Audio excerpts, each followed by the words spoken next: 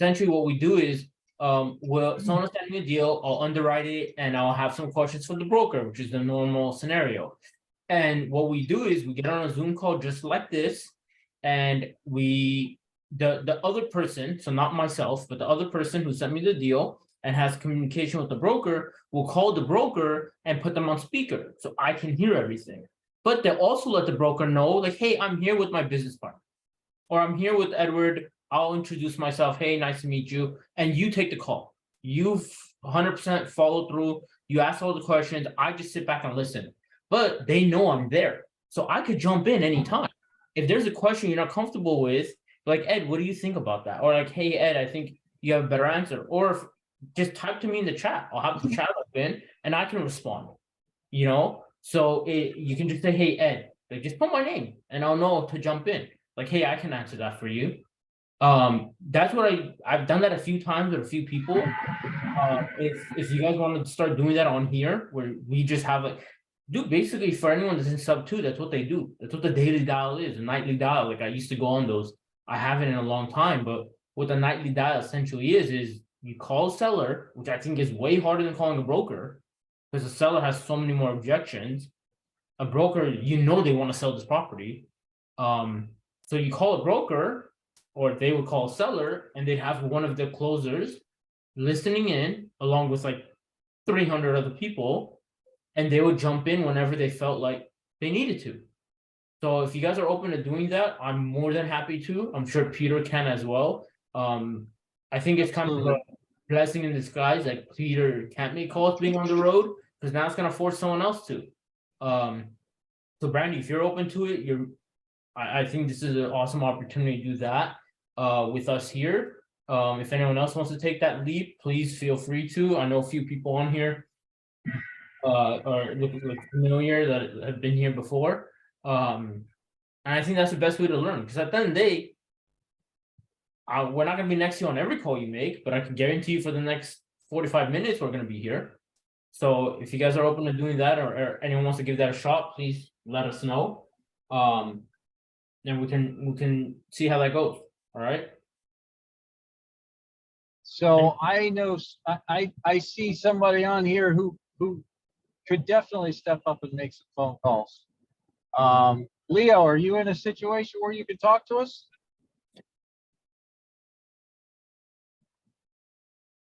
I'll give Leo a second to unmute, but if you can't, that's fine. Renee, how about you? Can you talk to me right now, or are you in a place where you can't? I can, Peter, except that I'm at home and I have a 3-year-old, so I don't know how loud it can be. Gotcha. Well, So actually, you're not in this. well, that's an interesting point. If you're worried about the sound from your end coming through, then that's not a problem. Especially in this whole post-COVID world where most people are working at home, having kids in the background sometimes is an advantage. If a broker hears something, sellers especially, especially the multifamily, where you're likely to have a someone like family is important to a lot of people, but I feel like when they hear that, it kind of brings like the nervousness of a conversation down.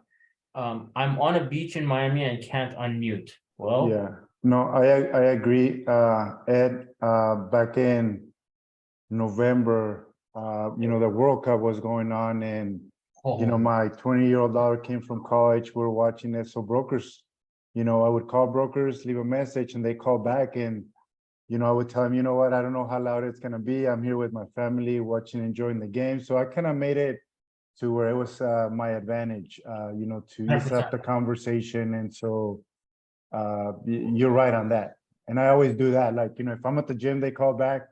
I tell them, hey, you know what, you call me at the gym and, oh, you want me to call you back? Oh, no, I just have a couple of questions, on a deal. And so it does help out. Exactly. Yeah, I agree. So even if you're on a beach in Miami, you can make a phone call. Enjoy, Leo. That's awesome. But no, I agree with you. That's definitely look, at the end of the day, life is happening always, you know?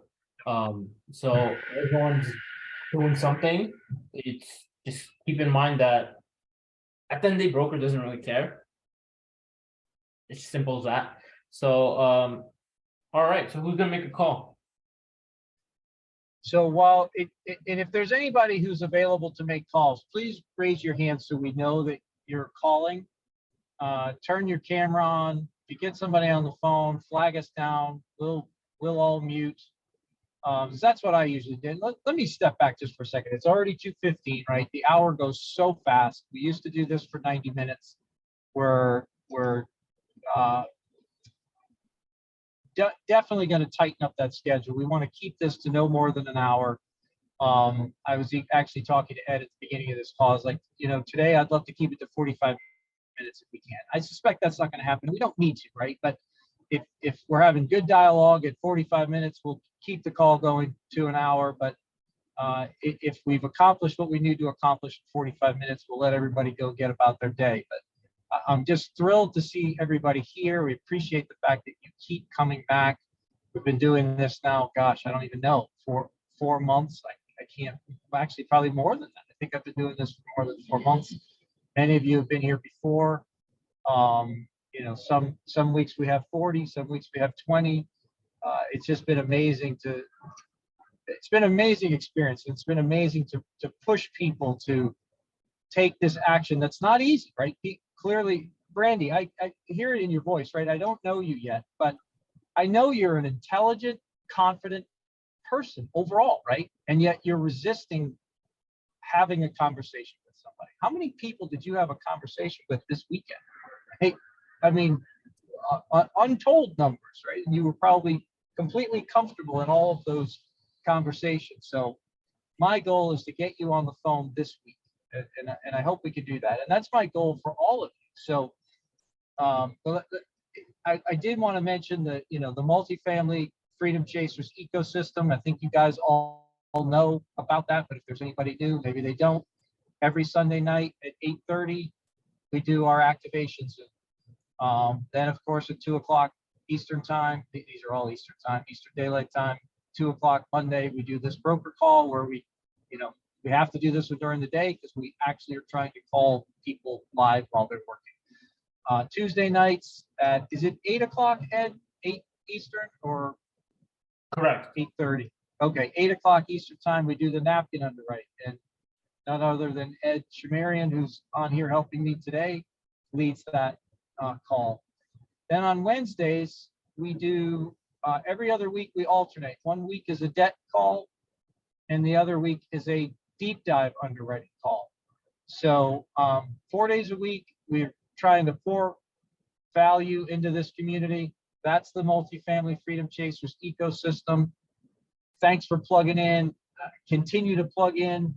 Come back. Tell us what's working. Tell us what's valuable to you, and come back and tell us what you'd like to see. On Sunday nights, we typically interview a big player in the business. We've had a lot of big hitters on that call. Robert Martinez was one of them. I got to see him Saturday night. Mike Bailey was another. I spent a lot of time with Mike Bailey this weekend. Last weekend, we had Alex Lovely. I stayed with Alex Lovely this weekend. I mean, it's just amazing to see this community, how we've come together, how we learn from each other, how we're networking with each other, not only on Zoom, but face to face. It's just been an amazing process to see that's unfolded over just a few weeks. So I wanted to talk about that. Again, thanks for being here. I want to add to that real quick. This weekend, we do have Michael Blank, who has a calculator that a lot of people do use. But one more question I want to ask everyone, and I'd like participation if possible, if you're able to type. What are things what hurdles or obstacles or questions are, like, what's that knowledge barrier? What's that wall that kind of scares or makes you hesitant to make calls to brokers in regards to, I don't know this, so I'm not calling for this reason, or I'm worried they're going to ask about XYZ and I don't know how to respond. If anyone has any of those, please put them in the chat. And I feel like something that you put, someone else is most likely having the same hesitation with, so don't feel like you're alone. At the end of the day, we all started never having done this before. This is more than anything, because you can role play all you want until you get a broker on the line. It doesn't matter, in my opinion. I think role playing is cool. That's why I'm not a big fan of it, though, is because your role play should just call. Experience is the biggest thing. I can make a funny reference, but I'll not. But yeah. So please let us know what those barriers are, or if there's any hesitations, and we can touch on those bases. Like I mentioned, I do, like Peter said, I do the underwriting on Tuesdays. If you have an underwriting question, if you have and what documents are needed, what do these documents mean? Let us know. Okay, so we have a good one in here. Asking for proof of portfolio. I feel like if you call a broker asking about a property and you lead the conversation, that'll never come up. Now, if it's a situation where it's like an on market, or if it's like you're close, like agreeing on a deal, or you have they're close on making a decision and you sent an LOI, I can see them asking for at least a bio or who you're working with, like confidence to close. But off the initial jump, I personally, from conversations I have, and I've had multiple, I've had one broker I've had hours of conversation with because we like to go back and forth. They never ask for that, especially if you're leading the conversation. If you're talking about the property, they'll never think or have an opportunity to ask about any bio or funds or whatever the case is. And I think we've mentioned this a lot on previous calls. We're part of communities here, not only here, but different people we're connected with, where, hey, I am working with XYZ group that has done X, Y, and Z. Like, don't hesitate to use that, because at the end of the day, if you do get a deal, you're likely bringing it to someone in the community or a connection of someone in the community, right? So if you're going to be working with someone here, leverage what that person's done too. Now, if your intentions take the full thing down by yourself, one, I say kudos. Two, I'd say, where's your team? Like, have people around you. And I know everyone, like, I don't want to say you can't do this without a team. I'm personally from the thought process that doing multifamily like this alone is very difficult. One thing I've been lucky and happy to say is I've surrounded myself with amazing people who I know if I need something, have questions, have a deal to look at, have resources that I don't have. I've surrounded myself with great people, and luckily they appreciate me because I bring some value. And that's what this all is. At the end of the day, we do these Zooms because we're trying to add value to attract people who can also bring more value. If the Freedom Chaser guys, Trevor, Victor, and Marcel never started connecting with other people and showing their value, we wouldn't have the guests that we have on here, right? So that's a big thing. I also have been asked for proof of portfolio in order to T12 and Rumble, so I have to pass on that lead. Bring that back to us. Reach out to someone. Ask people here if they're asking for all that before they've even ran their numbers. That really depends on what question you've asked them and how that conversation has gone. Was that one an off market or an on market deal? That's one question I would have. And also, it's if that's the case, then reach out to us and we can work with you on that. Not issues calling brokers. I spoke with two today. Find what you have and comment the broker. Give what the broker wants and not what you want.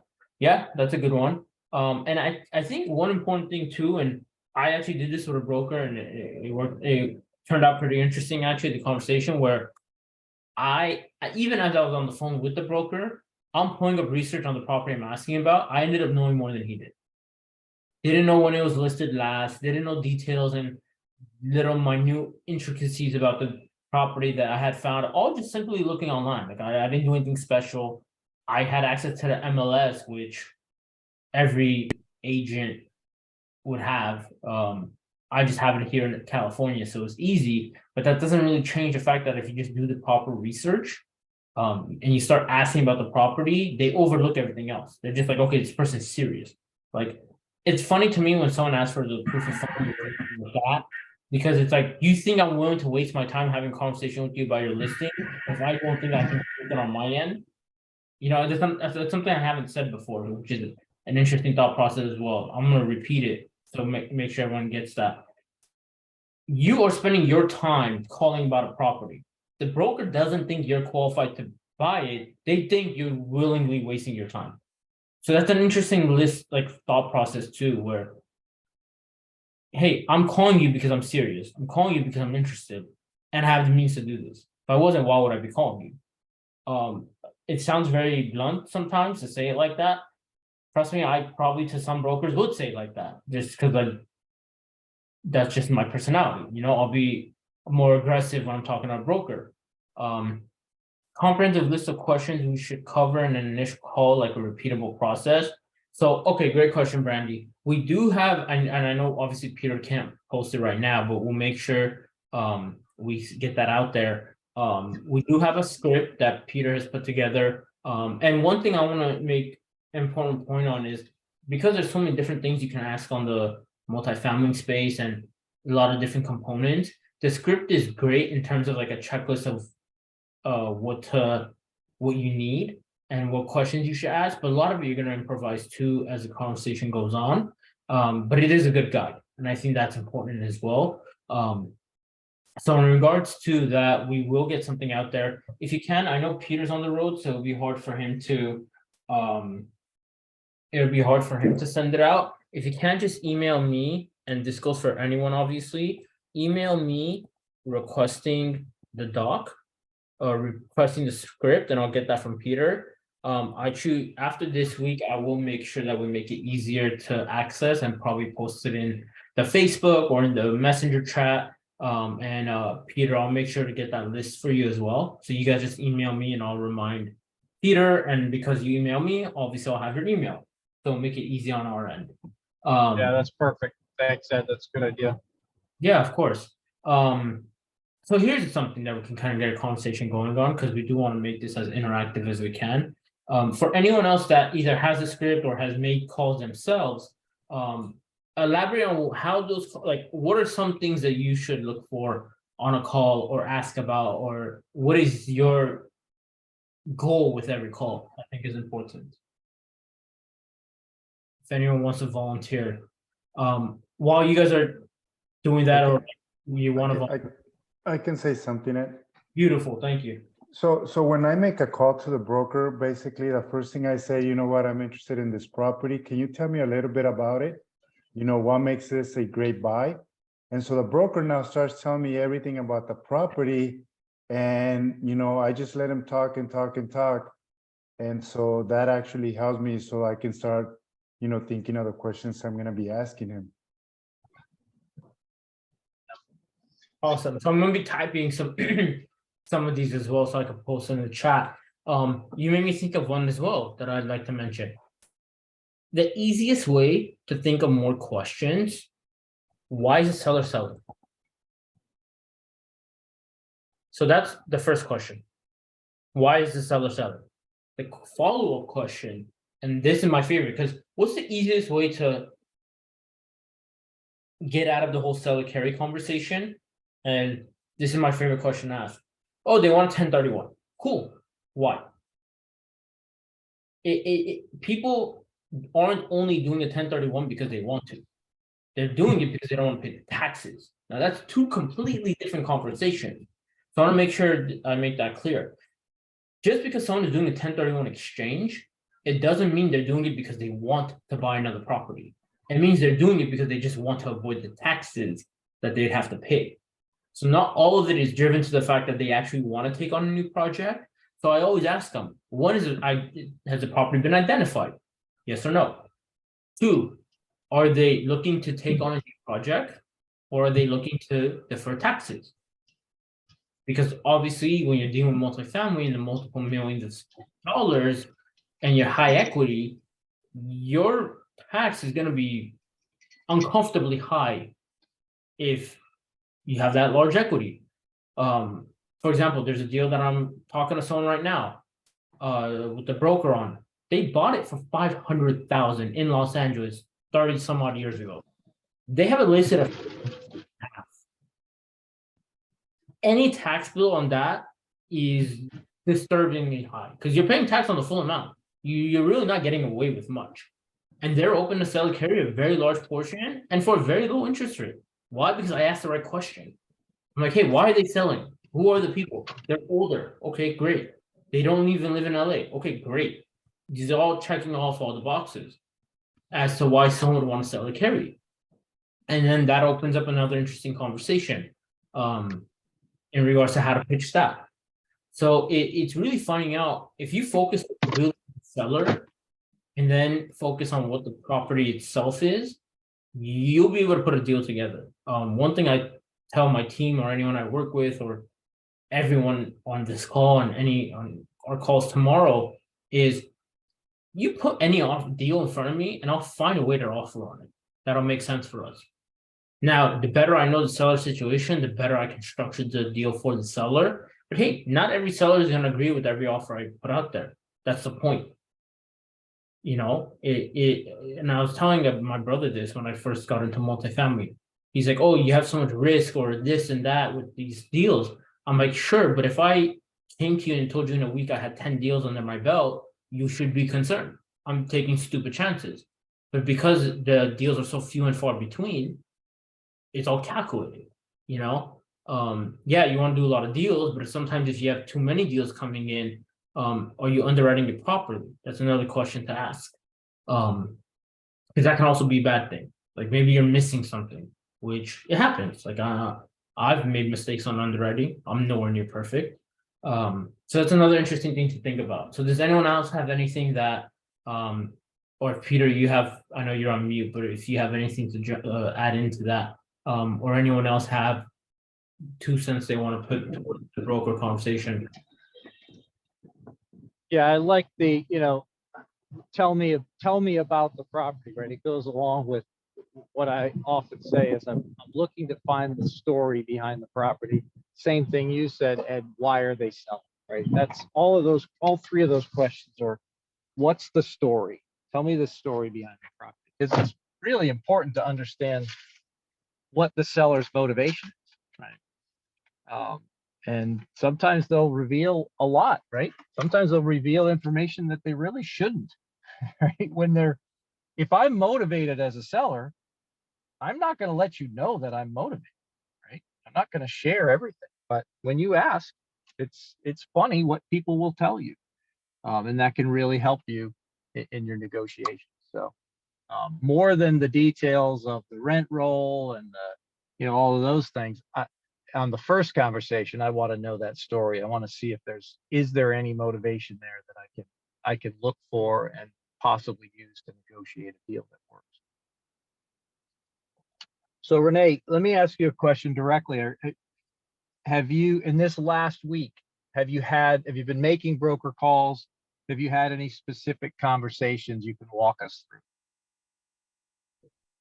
I have. And one of the good things that, you just mentioned right now about finding more about the property, it's one of the questions that Grant has. I asked him, what's something great about this property? And then he started telling me about it. So then the next question was, what is something that, that you would say it's a negative about the property? So he said something very important about the parking lot. The parking lot, it's owned by another, party that, they actually, take the income from the property. And so that's one of the conversations I had with this. I mean, it's a great deal, but, I think having a property without, parking that it's going to be paid to another party, that's something that I didn't like.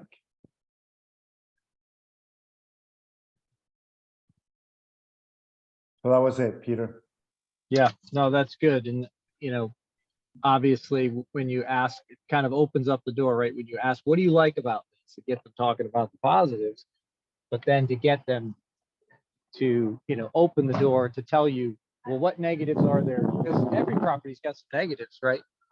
And when they don't want to share those with you, that's a red flag, right? You definitely want to, they gain a lot of credibility by telling you what they know that's not good about the property. So that's a great, Right. great question to ask. Yeah, and then the other thing, another property, which I actually, we're looking into, finalizing the numbers to see if we put in an LOI. But the question was, what's something, that you don't like about this property? He said about the swimming pool. So there's actually 5 buildings, and 2 buildings that are parallel to each other. They actually put a swimming pool there, and the pictures on the OM, I mean, you would say, man, this is a beautiful swimming pool. But when we got there, it was a very, very small swimming pool. And that's another thing that we found out through our conversations before we walked the property. Well, that's a great example of why walking the property is critical, right? How often have you seen pictures that they just look phenomenal, and then when you get there, it's not quite the way it looked in the pictures, right? I don't know if I know I've had that experience with Airbnb. Most of the places we've stayed have been great and exactly what we wanted. But every once in a while, it's like, oh yeah, I remember seeing that in the picture. That looked really cool in a picture, but they zeroed in on the thing that was cool and didn't show me all the junk that was around it, right? So pictures can be, they're very helpful. They can be very deceiving, and that can be intentional, unfortunately. So, which I don't understand, right? When you're the seller, I've done a lot of selling online. I've sold a lot of cars online. And what most of the conversations that I've had with potential buyers are all the things that's wrong with this car. And when they know all those things that I know about, and they still come see the car, it's a done deal, right? They've already heard all the objections. They've already heard all the reasons why do you want to hide the bad stuff? When they show up, they're going to find out the bad stuff. So find out early on if that's a problem for your buyers, so you don't waste anybody, not only their time, but your own time. It's a complete waste of time to have somebody come when you could have in 3 minutes told them something about the property that was going to be a deal killer. So plus you just gain so much credibility when you do that as well. Now, Peter, the other thing is, Grant always mentions this, that we're not looking for reasons not to buy the property. So we want to make sure that if it's a great property, no matter what other negative things it has, and the numbers are phenomenal, that's what we're looking for. We're looking for a property, that makes sense. So we're not looking for reasons not to buy. Right. Yeah. Yeah. We're looking to make a deal for sure, but we've got to uncover the reasons that we wouldn't want to buy it, right? We don't want to. The last thing, I'd rather miss out on a good deal than get into a bad one.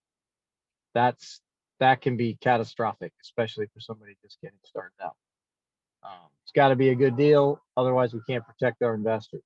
We have to protect our investors. Otherwise, we're going to have a hard time raising money in the future. So, is anybody else on here that's been making calls this past week that can unmute and talk to us about your experience on those calls?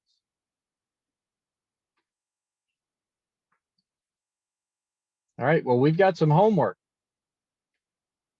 We've got to make some calls this coming week. So, Louis, I see you're unmuted. Did you have something to say? Yeah, that's right. Oh, let me see sorry, my microphone went somewhere else. Okay. Yeah, I do make calls every week. And I guess when you have a broker start telling you all the detail about his life and the whole thing, that's when you start getting the friendship. So they do call me once in a while. It's cool because you have to find what do you have in common with him. Not just you have a property. I mean, they're human being also, so you have to used to be a little more friendship once you have a few phone calls. So one of the broker from Texas, he sent me a property now, but he's the doctor. He told me that he's doing a checkup. I mean, I know he's divorced. I mean, there's so many things that I know about him already, but he's looking for properties for me. So that's you have to think that behind the phone there is a human being, so you have to treat them as a human. No, yes, send me property. Yeah, don't just do that. I mean, trying to is be professional. I think that's the way that I have like a 6, 7, 8 broker that I talk to them. We became friends and we never meet each other. Absolutely. That's one of the reasons I went to Miami this week, right? Because I knew there were going to be no less than 20 people there that I've met, that I've already developed a relationship with, but it was only online, right? So I wanted to meet them in person. I hate that Brandy was there and I didn't get to meet her in person, but that's okay. We'll meet at the next event. The other thing that you said, we talk about this all the time, right? These calls are not, it's not about that deal, right? That deal is just whatever deal we're calling them about, that's the conversation start. These calls are to start a relationship, right? Or to further that relationship. That's the other thing. We want to get to the point where we're making calls. I haven't done this yet. I need to do it. I need to start calling people that I've already spoken to and record those conversations on these calls. And when I am in a position where I'm making calls, which is pretty much every week that we do these, I'm always calling new brokers. So on some future calls in the not too distant future, I'm going to start calling back people that I've already been talking to. So I appreciate it. Do you go, is it Luis? How do you pronounce it? Luis. Luis. Okay, very good. Appreciate you. Were you at the event this weekend? No, I was not. I came back yesterday. I was for a month in the Allegheny Mountains in Pennsylvania. So oh, nice. That was, yeah. I learned something pretty good. I learned something pretty good, which is I'm not ready to retire. I mean, I love what I do. That's awesome. That is awesome. I miss to be back. Very good. So where do you live specifically? Miami. I'm in Miami, Florida. You're in Miami. Okay. Yes, I'm in Miami. Yes. How close to Aventura? 45 minutes, 30 minutes, okay. 35 to 45 minutes. Yeah. Or 2 hours in traffic. Yeah. The traffic, you have to find meetings that is not early in the morning or late afternoon. It's right in between. It was rough. I saw some pretty rough traffic while I was there. But Orlando's getting worse than Miami. Yeah. Atlanta's bad, but that was pretty bad. Anyway, hey, I appreciate you participating. That's really helpful. Anybody else making phone calls this past week that wants to talk about their experience? That would be super helpful to us. We'd love to help you understand what you're struggling with, what's working, what's not working. Anybody? Well, so we talked about ending it in 45 minutes. We're at 43 minutes. Unless what I'll do is open it up to questions. Otherwise, we're going to call it a week and get back to it next week. I will say this. I talked about it last week. I wanted to give everybody a homework assignment. I forgot to ask about that at the beginning of this call, but I suspect nobody did the homework assignment. Well, Renee, you did, because the homework assignment was to make calls, right? Call some brokers and come back and talk to us about it. So I want you to put in the chat a 1 if you will commit to making a call this week and coming back and reporting on your experience. And I'm going to look at those. I'm actually going to go back and look at that chat. I'm going to hold you to it. Luis, I love it. Thanks for stepping up. Brandy, awesome. Natalie, I love it. So Natalie, talk to me. You've been on this call before. Can you unmute?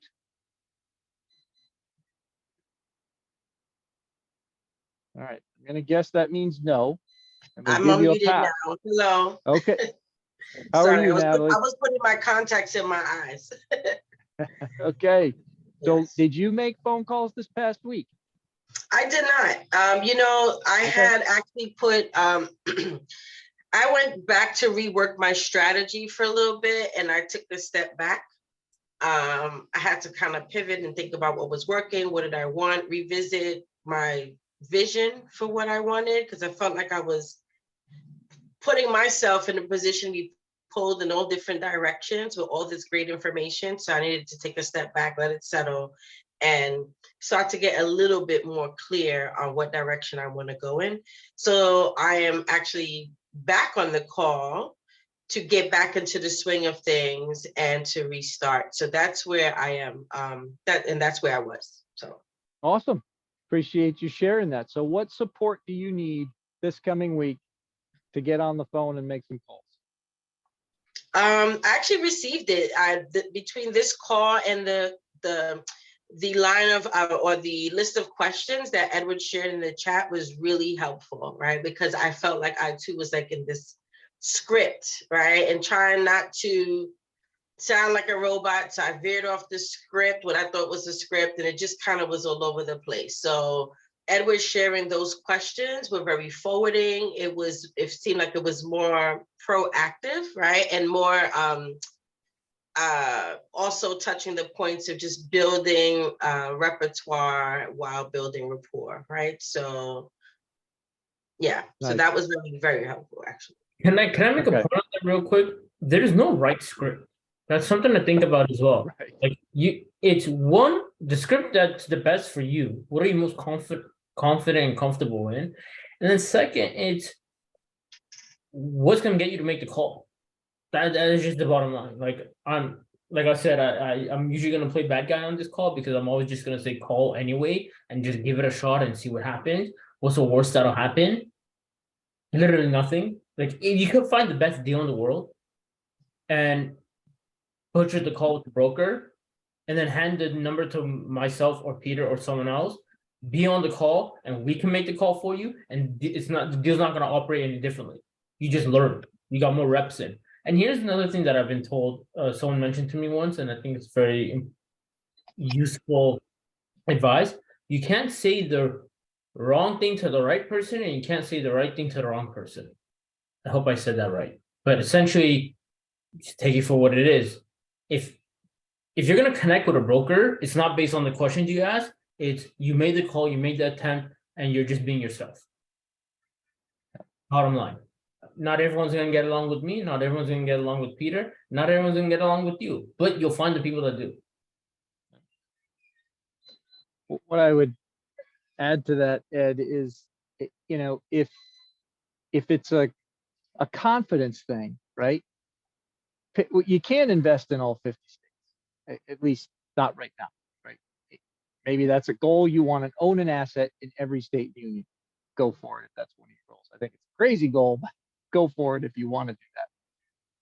If you're hesitant to call because of confidence, pick a state you know you'll never invest in. Pick California, right? Most of us are never going to invest in California. I love to pick on Ed because he lives there and he wants to invest there. Who knows? Maybe Ed and I will do a deal in California one day. I'll never say never. But I'm not looking to invest in California. I'm not looking to invest in New York. Call a broker in California. You can't mess it up if you never intend to do business with them. But if that's what it takes, and I don't want to encourage you guys to waste anybody's time, right? But we need to get you off zero. We need you to get you to pick up the phone and have a conversation. So if that's what it takes, go have a conversation with somebody you know you can't mess it up because you're not going to do a deal with them anyway. To Peter's point, California is a good place to practice for two reasons. One, the agents here aren't the best or brightest. And two, they're mean. You get the best of both worlds. You deal with annoying, frustrating agents. You're like, oh, they literally can't be worse. So you just, every other call sounds easy. So I'm gonna counter that, Ed, only because my first calls were in California, and that was because my son lives in California, as you know, not far from you actually. And so before I realized, oh, that's probably not where I'm going to invest, and I stopped calling there, I had 3 or 4 guys that all called me back, and they were very nice, right? So yeah, they're not all like you say, and but anyway, it's just about getting experience. Go do it. I appreciate everybody that's committed to doing it next week. And I know some of you will be here, some of you won't. For the ones who are here, we're going to talk about it, right? And I hope we have something to talk about. Let's commit to that. Pick up the phone, make some phone calls, document your experience if you need to, make some notes, come back and let's talk about it. Let's see what worked, what didn't work, so we can help you the next week to do even better. So appreciate you guys being here. I'm going to sign off. If you guys want to stay on and continue chatting, go for it. I'm going to I took a pit stop here. I'm gonna get back on the road and focus on driving, and see you guys tomorrow night on the napkin underwriting Zoom. So now, if anybody has any questions, I'm happy to stay on a few minutes and answer, but just unmute yourself, let us know. Otherwise, we'll see you tomorrow night. Can you get me that Mickey Mouse sweater in the background? Which one do you want? You want this one Oh, no, not that one. or this one? Or you want this That one? was bad timing. Oh, that one's Who cool. wants what? Place your orders. Where are you, in Orlando? No, I'm well north of Orlando, near Lake City, Florida. Getting not too far from the Georgia border. So I know somebody wants this lovely. I mean, look at that. That's so beautiful. How could you leave that here? You gotta love these stores. That's fine. Who needs an alligator head? I can go get an alligator head too. Where are they? There you go. Look at this guy. That's a serious alligator right there. Bro, I thought you were talking about the one we talked about before. Yeah, no, that one was real on the side of the road, but lots of the alligator's not endangered anymore. They've made a big comeback. We got plenty of them. So appreciate you guys. You got any questions, let us know. Otherwise, we're gonna sign off. See you all tomorrow. See you all same time next week. Thank you, guys. Appreciate you guys. Always good talking. Have a good one. Hello? Yeah, I don't think so. Hello? Yep. Oh, I had a question. Go for it. I'm here. Okay, great. So I was wondering, I actually own some deals out in the state of Florida. And I do have some experience in handling apartment complexes on landscaping and roofing and all kinds of stuff. Now, my question is, I can do napkin underwriting, but what softwares or spreadsheets do you guys do for underwriting? So I know the guys use Michael Blanks, ironically enough, who's going to be on this call for anyone that didn't hear earlier. He's going to be on this Sunday's call for the activation Zoom. So that's a good place to start. I know a lot of people use his. I'm kind of familiar with it. Haven't used it too much though. I use one from a mastermind I was a part of called Legacy with Tim Roth. I like that calculator a lot. I've just experienced. I'm experienced with it, which helps. Now, do I think it's the best at projecting forward like multiple years, like you'll see a lot of these other ones? No, definitely not. This is very like, this is what it is today. This is what you can get it to in between, but the forward projection is not the best. So I always, like, same thing with a script. You want to find a calculator that one you understand, obviously, and two, comfortable with. Because look, to me, I don't look at something as a calculator or this calculator or that calculator. At the end of the day, I'm using Excel. If I understand what the numbers do, where they go, and how they impact the deal or the number goal I'm trying to get to, that's what I focus on. At the end of the day, the calculator, they're all going to punch out the same thing. The numbers should be the same. It's what are you comfortable with and how well do you understand it? I understand Excel very well, which helps in this because I'm able to manipulate it, correct things. I've changed my calculator and added to it and made it more advanced. So it comes down to what you're comfortable with. The guys and I have talked about starting using one, either the Michael Blank one we'll use as an advance with you guys, or just using a creating our own, which it's doable, absolutely. Depending on how many changes I make, I might even release one with you guys. But it'd be very like to the community and not so much marketed anywhere else. But the Michael Blank one I know is a popular one. But come through tomorrow, I'll talk about it with the guys and see if we have any solutions or any alternatives.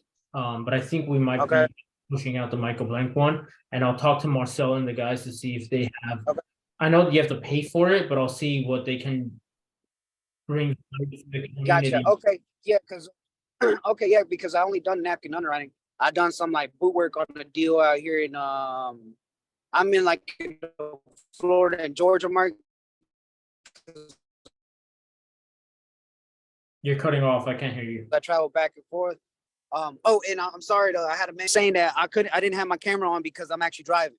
You're good. So, but I'm actually in a, excuse me. Oh yeah, so I'm actually in a Florida, Georgia market, currently in Georgia, but I'm looking at this deal, and I actually did call a broker like a couple of days ago. You guys, because I haven't been on these calls with you guys a bit. Do you guys do like role play or anything like that, or like phone call role play with a broker?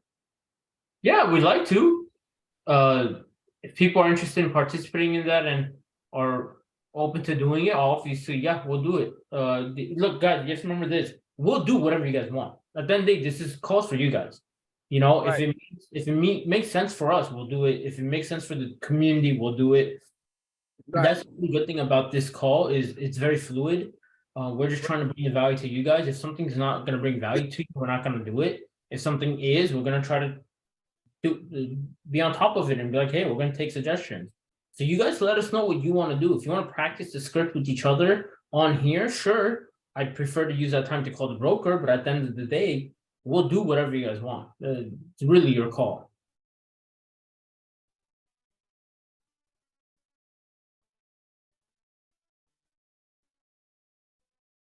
If you need help with that deal, let me know. Reach out to me. My number's in my name. I'll put it in the chat as well. And I know you guys, it looks like I'm on Marcel's account because I'm logged in for Right. stuff. Yeah, because I I feel like yeah, cause yeah.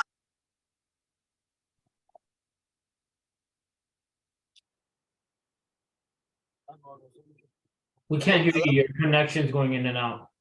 Yeah, I'm actually in like in the Georgia. That's why. Hello, can you hear me? Yeah. Okay. Give me a second. I'm pulling over right now. But yeah, yeah, definitely, I want to be able to role play with someone that has experience and has deals where they've handled conversations. You know, because I've done seller's finance and stuff like that. I've handled what's it called, landscaping for like 1,000 units plus in the state of Florida. So I mean that's what I'm trying to do. Right now I'm currently looking like a 396 unit out here in Roswell or Georgia. And I'm needing some help to talk to the broker a bit because I'm trying to get some more information whether or not they're market sellers. I live in Roswell. Oh, really? I'll be in Roswell in about 5 hours. Oh, no kidding. Who am I speaking to, by the way? I'm sorry. Peter. Yeah, this is Peter St. Martin. Oh, Peter. Okay, yeah, definitely. I'm looking at a deal that's pretty significant. I did I'm boots on the ground right now looking at this deal, and like I've been in the landscaping industry and roofing industry. My brother's been on the what's it called, framing industry and construction. So we done a lot of things on boots and whatnot, and I see that this thing has major potential. And Is from my the property in Roswell? yes, Nice. Yeah, yes. are you there now? I actually walked it a few hold on, give me I actually walked it like about a week ago. And from my understanding that this it's owner operated, they have about their balance of $75 million and they don't want to let it go for more. They bought it for 87.5. And I did the boot work down the road about 7 minutes. They're charging about 3 bedrooms and 2 baths and a half for like $5,000. And it's like 200 square feet more than the place that I'm looking at. And down the other road, they're charging like 3,200, and where I'm looking at is 2,200. So there's like, major delta, but it's 71%, 74% occupied. But I see what's wrong with it, and because it's owner operated, they actually hired a person in the office, the leasing office, since like 2 weeks ago, and her prior her prior job was working at Kroger's. So I'm seeing like a lot of potential and putting the right management and so on and so forth. I feel like this property can really explode in the NOI, or the NOI will explode. Okay, but did I hear you say the rents are $5,000? Down about 7 minutes away, it's $5,000 for a 3-bedroom, 2-bath. The place that I'm looking at is 2,200, and down the other road is about $32,000 to $3,500. Well, I don't know what's renting for $5,000 7 miles from Roswell, unless you're all the way down in Buckhead.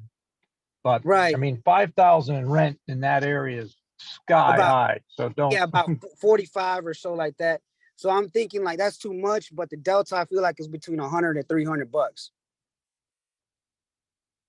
for the 2,200. So I assume this is an on-market deal.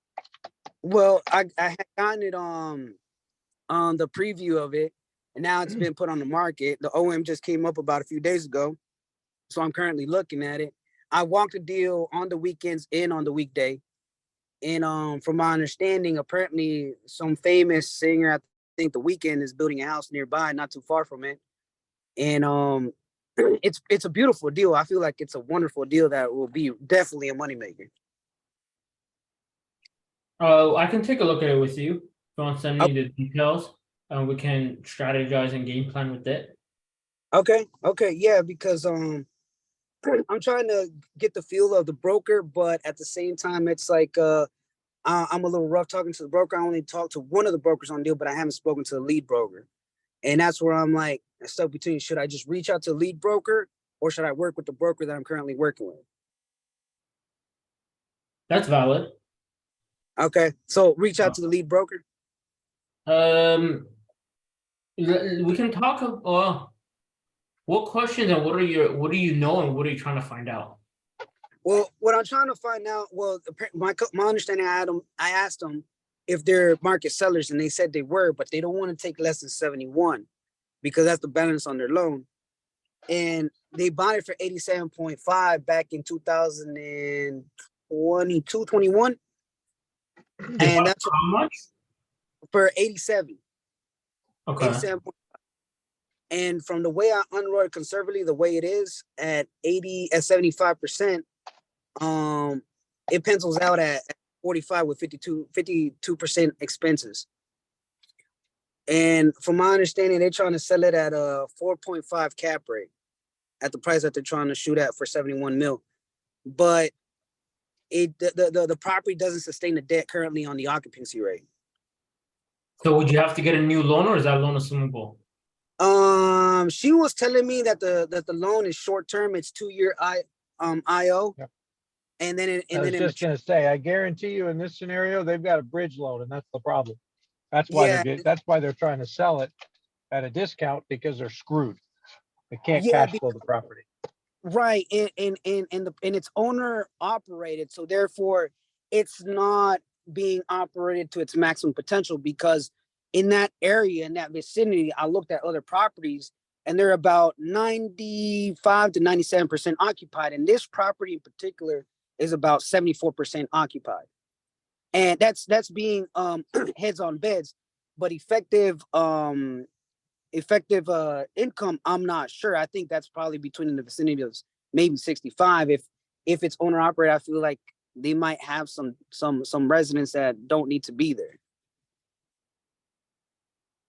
But with the fact that where it sits, I feel like cleaning it up, putting on another signage, will definitely make the NOI explode and the occupancy go up tremendously. What did you say the occupancy is right now? 74%. Okay. And that when you say 4.5 cap, that's based on the price that they're saying they want to let it go for 71. Based on that price and the current actual NOI or pro forma NOI? Actual current NOI based off of the last rent rolls, I believe, or the P&L. All right. So have you done, if you got it 90% occupied at the current rates that they're charging, what happens to the NOI? The NOI, let's say, cause it's 396, give me a second, times that by 0.74. That's 293, 396 minus 293.4 times that by 1500 times 12. Give me a second. Minus 5%. That would bring it at about an extra 1.7 a You year. just said minus 5%. What's the 5% you're talking Oh, because about? I did it at 100%. So I did it at 95. 95% what? Occupancy? Occupancy. All right, what are you using for expense ratio? Expenses 53 because they said it was currently it says 7,300 per door. That's what they told me. But I would assume that the expense ratio will go down as the occupancy goes up, correct? Well, sure, but for underwriting purposes, I want to underwrite it at 50 and see where we're at, right? Oh, 50 50. is fine if he's So being if you- My question is, if we get it to 90% occupancy, not 95, but 90, with the current rent numbers, what does that do to our cap rate? What does the cap rate look like at that asking price? Give me a second. If I do it properly, that's Because 4.5 is in this environment, again, if that's 4.5 because the occupancy is 70%, then that's one thing. But it's just, you can't pay 4.5 cap. I'm not in Roswell, Georgia. right. And that Interest rates are too high, right? You're going to be upside down. So at that point, would you say it'd be feasible to get it at 6.5, or what do you think at that cap rate would be better in that area? Well, and I don't know, right? I'd have to do more research. What I do know is 4.5. I don't think there's any way I could put a deal together at 4.5%. Oh cap. no, right. So can I jump in real quick? Here's my question to that. This is the question I usually ask. Okay. I don't worry about the cap rate as much because what it boils down to is what is the structure of the deal. I will buy at any cap rate that the deal structure makes sense and the terms make sense for what I need them to be at. Not what the seller is, not if whatever the hell it is, but that's a big component of it. And of course, by the sound of it, you have to acquire a new loan, from what I'm understanding. So cool. Correct. What is the seller willing to do with the difference?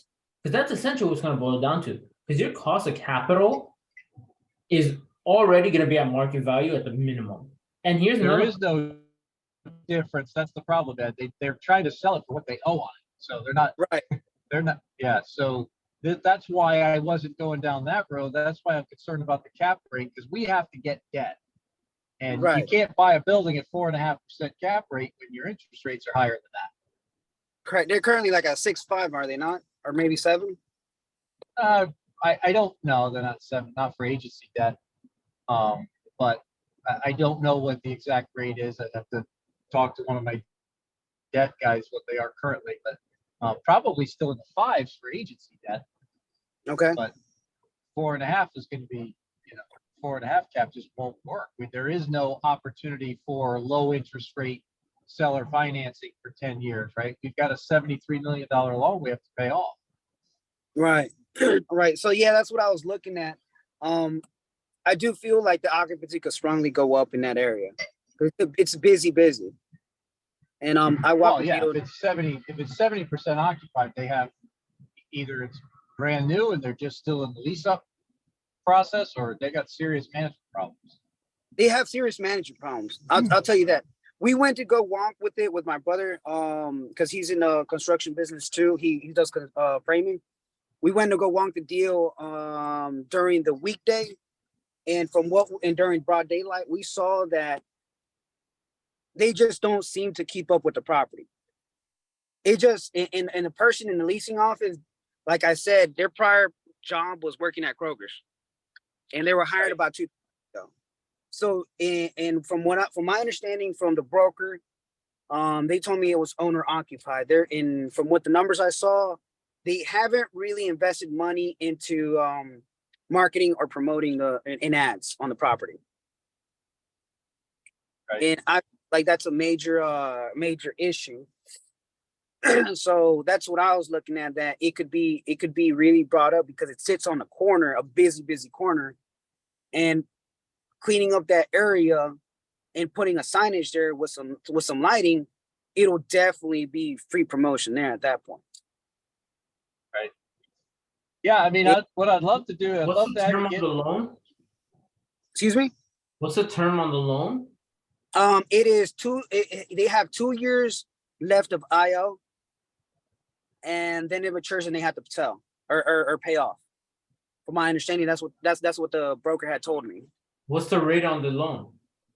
I don't recall. I did not ask her. I believe it might have been in the 4.5, I think. What's wrong What? with just assuming the loan? Because here's my question: even if you Mm. get a new loan or try to get a new loan, if the Mhm. bill is struggling that much, you don't even know. It doesn't sound like it's going to qualify. So if Right, you're because not going to qualify for new debt, is the deal make sense to where in the 2 years you can assume the loan and turn the property around? right. Yeah, because it is currently very low occupancy, and I'm trying to figure that out because it would be it would be DCR restricted at that point, could it? Right? Well, The way here's the thing: when you're getting a new loan, that was my point. That you might not be able to, you might not be able to get a loan to cover the existing one because at then they re-qualify the property. But if you're Got getting you're assuming the same debt, Mhm. at that point, you're just dealing with whatever's in front of you. Right. So I have a question for that now. Let's say the scenario comes up that we can assume the loan, right? Because I'm not sure if it's assumable. I'll have to reach out to the broker. If the deal is assumable, what would be a good strategy in order to make it work in 2 years? How far away is it from stabilizing, and what's the stabilized value? Shit, it's only at, like I said, it's only at 74, and that's an effective income. I'm not even sure. I had to reach out and look at the T12s again because they were getting it ready last weekend of itself. Sure. So Yeah. then the possibility comes to one. Okay, here's another question: how much is there a lot of exterior and unit rehab that needs to be done? Unit rehab, I would say no. I would Okay. say more so on the exterior would be more so cosmetic, but not as much. But there's some woodworks that need to be done. From my understanding, there might be needing, because I've been in the roofing industry. It looks like the roof might need to be replaced within the next a year to 3 years. So why I asked that is because interior unit remodel, as you know, Mhm. you obviously have to take the tenants out. Now, Right. if you can't get the tenants out, you're on someone else's timeline. But if majority of renovations are exterior, they're outside, you can just improve the face of the property and community in the area, and then at that point you can increase rent as they turn. Within 2 Right. years, you have technically should be able to turn every unit.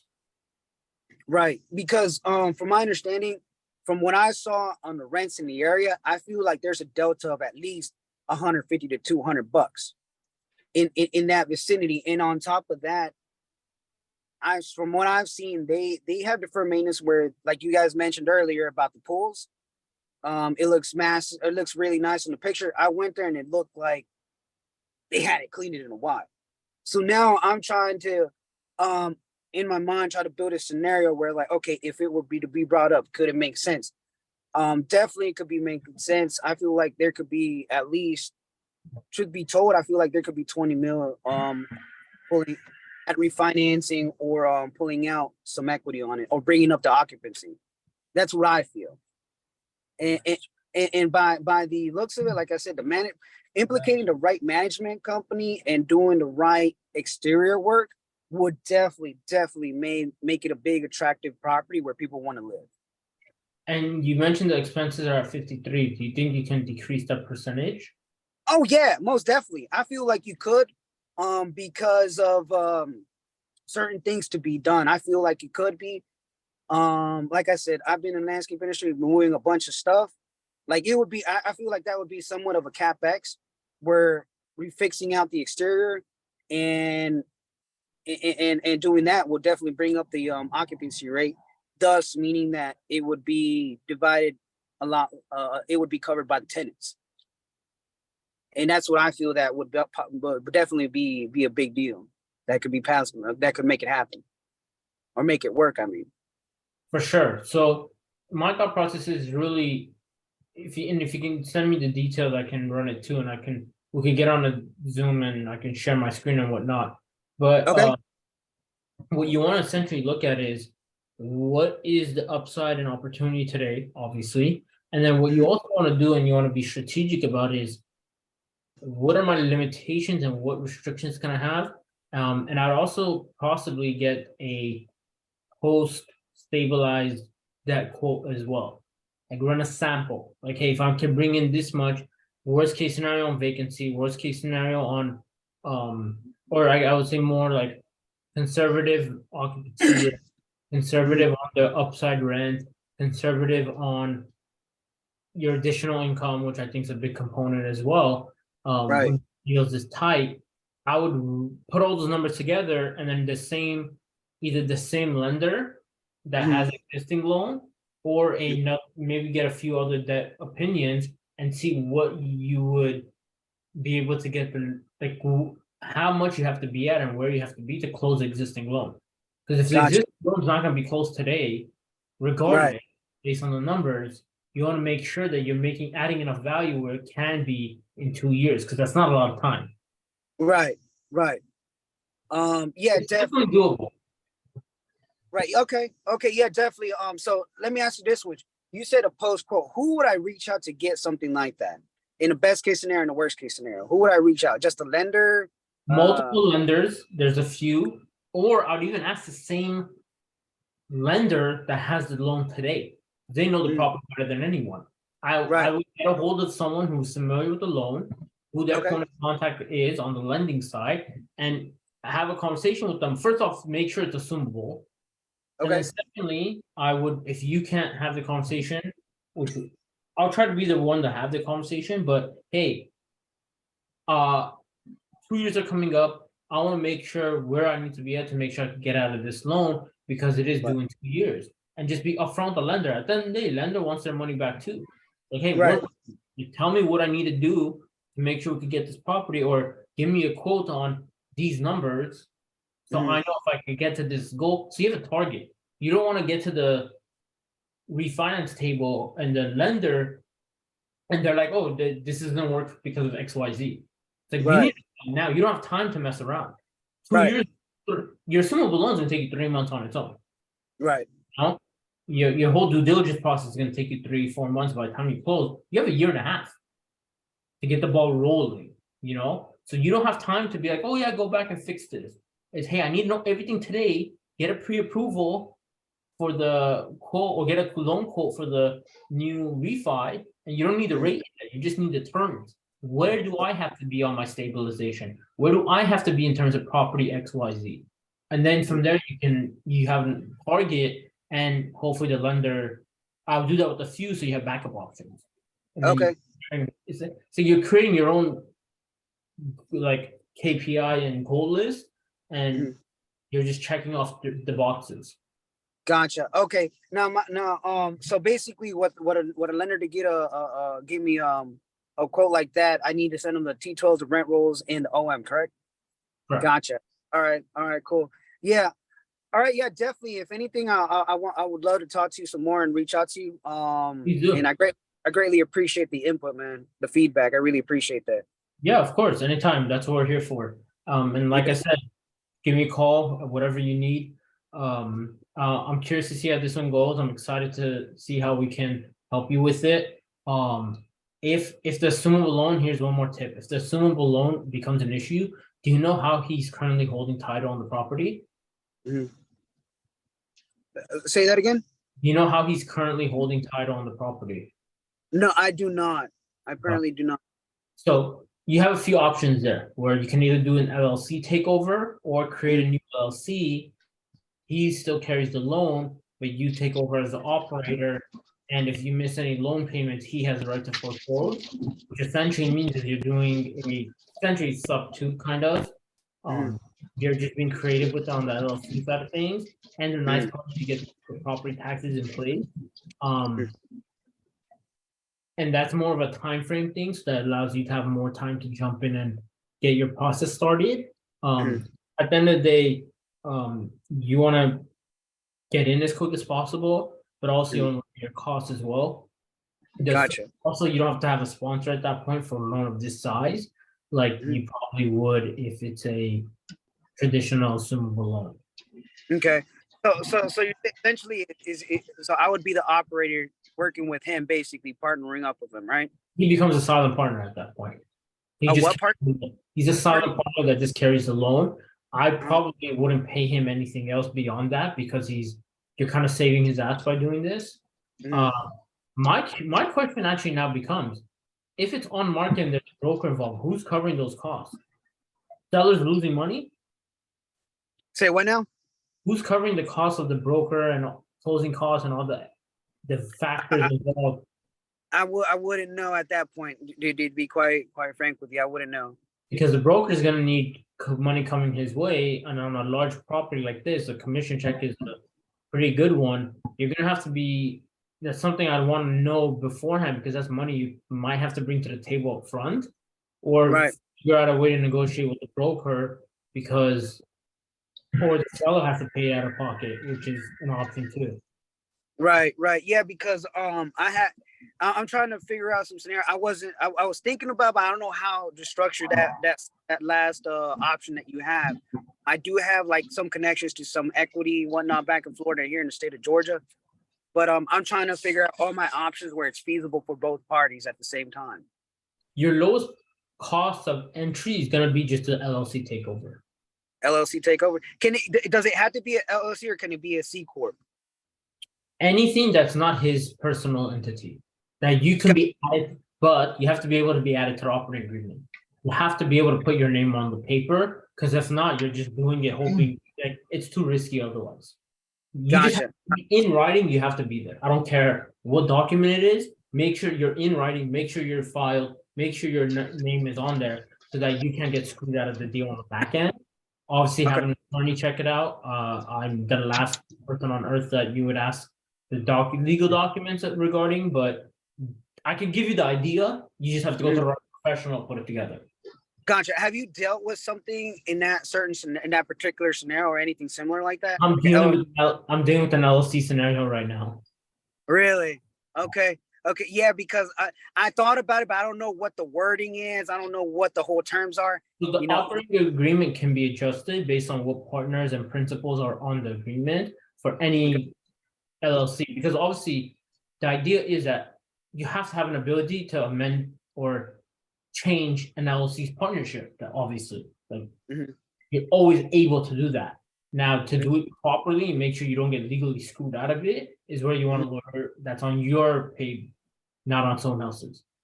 Gotcha. Their attorney looking out because their attorney will look out for them. You're on your attorney, they're looking out for your best interest. Right. Yeah, because the only attorney I have is up in Florida. I don't know if you'll cover here in Georgia, but I definitely want to link up with you and connect and see how you do it and see if I could, kind of mirror what you're doing and see if we can help each other out or work together on this. Yeah, I'm excited about this opportunity for you. I'd love to be as much involved as you need me to be, and I can help you whatever. I like stuff like this. I would think as out of the box as humanly possible. To the point where I was telling Peter about this deal I'm looking at in LA today. That's borderline ridiculous, but it's a fun story and it's the type of stuff I'm into. So I think of crazy ideas and hope it can work, but I'd rather throw the idea out there and see if it can actually work than to write it off and not ever try it. So Gotcha. Okay. Yeah, definitely. One quick question. Is that your direct phone number attached to your name on there? 818-823-6697. Yes. I got it. I'll definitely reach out to you and I want to chop it up with what we could do. Absolutely. I'll run it through my calculator as well, and we can play around the different scenarios. That way we can get a better idea of what the NOI or what the stabilized value could be. And we can run it. My calculator is much more in depth, and obviously I know it well, so it's easy for me to manipulate. I can play out all these scenarios. I've done it before. Yeah, because I personally don't know how to work those calculators, but I did the napkin underwriting, did like, simple numbers and This is definitely a deal I wouldn't not been underwrite. Like there's too many components. gotcha. Okay. Okay. Yeah, definitely. Yeah. Cause I just was running the numbers on occupancy, see what's the upside, what's the downside and all that kind of That will stuff. help, for sure that'll help, but you want to really, one thing you have to be careful of as well is you're losing money day one. Right. Not only are you losing money, but in order to make improvements, that's gonna cause vacancy. Vacancy just means your NOI is decreasing even more. So these are all factors that you have to put into the equation to see how is it gonna look my first 2 years, and what are my investors gonna expect? Because any rehab you put into this, you're gonna try to raise that capital. Right. And you don't have much leverage. Like, hey, you guys gotta sit back and watch for the first 2 years, obviously, because you can't even pull money out until you refi. Right. Yeah, because I have connections to like landscapers here where we could probably work out a deal and see what we could do. But yeah, definitely. I wanna link up with you and chop it up. Right now, I'm actually I didn't have my camera on because I'm actually on the way to look at a 48 unit right now too. Here in Georgia. Yeah, here in Georgia. Okay. If you have stuff out there too that you want to look at, let me know. I know Peter and I are interested in that market. Okay. See, Peter is much more local than I'm still here in Los Angeles, as he mentioned. So, but we like the market. I do have people that are interested in that market, and I do have people who have experience in that market. So I could see us definitely working a few things together, and I think we'd all be excited to do that. Oh yeah, definitely. I could be on the boots on the ground. My brother and I could, like, he's here with me. And Oh, nice. What's up, man? yeah, so he's done construction. We both did landscaping, about 1,000 units plus in the state of Florida. Amazing. Yeah, we done that in the landscape industry. I done roofing over commercial and residential. Man, a lot of stuff we done. So I love it. I'm excited. Let's talk. You guys drive safe. We went 45 minutes more than Peter and I initially intended, probably, but that's what happens when we get into good conversation, man. This thing excites me. I mean, real estate. I done deals. My brother and I own deals in the state of Georgia. Like vacant land on the commercial side, PM auto repairs, and residential. So we wanted to shift into multifamily because that's where the cash flow is at. 100%. And I'd love to talk more. You guys definitely got me excited about this. I agree. I'm the same way. Obviously, like we've been talking for an hour and a half now. Right. Zoom. So anything you guys need, please reach out. My number's there. My email's there. Beautiful. I enjoyed this a lot. Peter, I know we thought we are going to be done 45 Yeah, minutes. no, this is great, Irvin. Appreciate you. These things are way better when people participate. And, you're here to talk about Peter, you're cutting up. This is what happens when you reach out to brokers, right? You find deals and we get to talk about them. So, all right. Well, look, I'm going to sign off. We'll catch you guys later. Thanks for bringing it. We look forward to helping you. All right, guys. Drive safe, Irvin. Thank you all for sticking around. I hope you enjoyed the chit chat, but I'm looking forward to connecting. For sure, man. We'll chop it up. You have a nice one, guys. You as well. Take care. All right. Thank you, brother. Bye. Bye, guys.